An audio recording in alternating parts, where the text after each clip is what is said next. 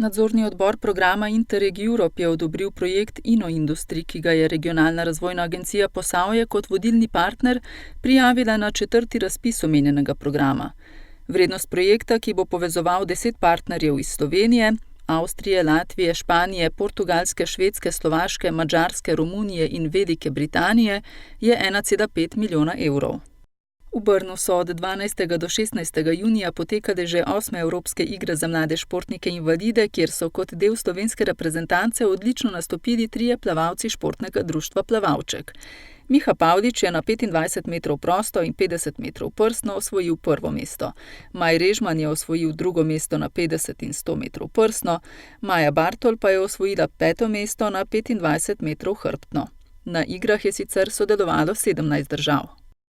V Brestanici je na novih igriščih za odbojko na mivki potekal drugi turnir Brestanica Open 2019, ki sta ga v sodelovanju s tamkajšnjim odbojkarskim društvom organizirali nekdanji igralki kluba Jerneja Planinc in Špela Zakšek. Turnir, ki so se ga udeležili igralci in igralke iz cele Slovenije, je potekal v sklopu prireditev ob prazniku Krajevne skupnosti Brestanica.